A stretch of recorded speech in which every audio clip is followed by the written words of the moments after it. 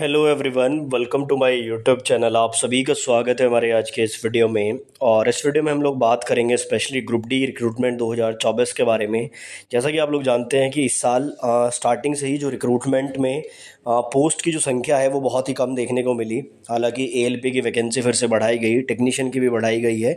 उसके बाद RRB JE के 7,000 प्लस पोस्ट और एनटीपीसी में जहां 20,000 की उम्मीद लगाई जा रही थी वहां पर जो है 11,500 से काम चलाना पड़ा। तो सवाल यहाँ पर उठ रहा है ग्रुप डी को लेकर। लेकिन मैं आपको आश्वस्त करा दूं कि ग्रुप डी की वैकेंसी की संख्या जो है आपको अच्छी खासी देखने को मिलेगी। उसके पीछे का रीज़न मैं आपको इस वीडियो में बताऊंगा।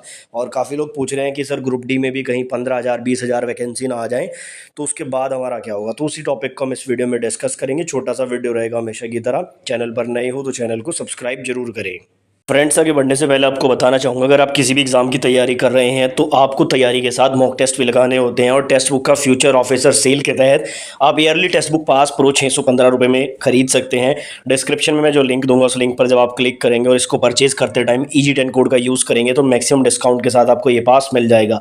17+ लैंग्वेजेस में टेस्ट लगाने को मिलते हैं। 20 लाख से ज़्यादा स्टूडेंट यहाँ पर टेस्ट लगाते हैं तो एक एक्चुअल एनालिसिस भी आपको देखने को मिल जाता है। और जैसा कि आपको पता है, हाल फिलहाल में एनटीपीसी की वैकेंसी का नोटिस आया है। तो यहाँ पर एनटीपीसी के मॉक टेस्ट अवेलेबल हैं। 1020 से ज़्यादा मॉक टेस्ट हैं। उसके अलावा 576 और टेस्ट आपको मिल जाते हैं। सेक्शनल टेस्ट भी हैं, टॉपिक वाइज टेस्ट भी हैं। तो सारी चीज़ें आपको यहाँ मिलेंगी। लिंक मैंने डिस्क्रिप्शन में दे दिया है।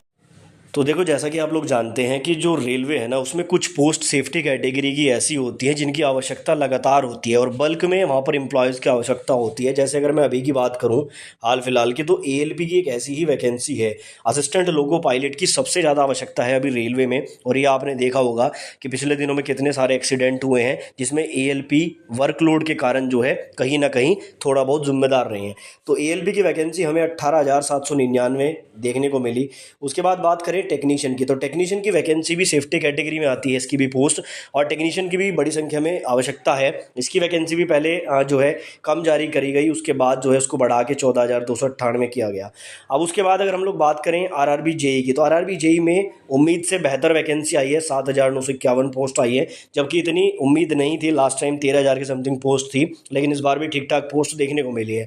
थोड़ा सा जो निराश अभी किया है वो एनटीपीसी ने किया है, और वो निराश भी इसलिए किया है क्योंकि न्यूज़पेपर के आर्टिकल के अकॉर्डिंग जो है 19,000 प्लस वैकेंसी आनी थी, लेकिन ऐसा हुआ नहीं है। और 11,500 के समथिंग जो है वो वैकेंसीज एनटीपीसी में जारी हुई। पहला सवाल तो यही उठता है कि क्या एनटीपीसी की वैकेंसी इंक्रीज़ हो सकती है। तो वैसे देखो, चांसेस कम है एनटीपीसी की वैकेंसी बढ़ने का। उसका कारण भी मैं आपको बताऊंगा।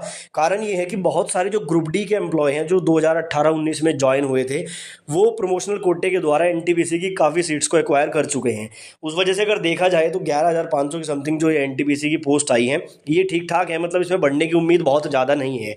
लेकिन सवाल यहाँ पर ये उठता है कि सर ग्रुप डी की कितनी आएंगी। तो मैं आपको यहाँ पर बता दूँ, देखो, अगर हम लोग यहाँ पर चलते हैं रेशो के हिसाब से, जैसे कि यहाँ पर जो एनटीपीसी है उसमें 35,000 आई थी 2019 में और ग्रुप डी की 1 लाख आई थी, मतलब कि 1/3 का रेशो यहाँ पे चल रहा था।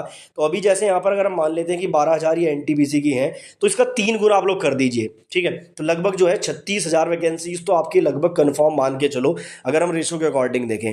लेकिन मेरा कहना है कि यहाँ पर आपको जो ग्रुप डी की वैकेंसी है वो 40,000 प्लस देखने को मिलेंगी, यानी कि 40 और 50 के बीच में ही आपका रेशो रहेगा। क्यों रहेगा उसका कारण मैं आपको बता देता हूँ। देखो, जो ग्रुप डी की पोस्ट है ना, वो बिल्कुल लास्ट लेवल की पोस्ट होती है रेलवे में, उससे नीचे कोई पोस्ट नहीं होती है। तो जो ग्रुप डी के एम्प्लॉय हैं वो एलडीसी, जीडीसी, प्रमोशनल कोटा, किसी ना किसी कोटा या किसी ना किसी इंटरनल एग्जाम के साथ जो है वो आगे बढ़ते रहते हैं। तो ग्रुप डी की जो पोस्ट है एक तो वहाँ से वैकेंट होती है।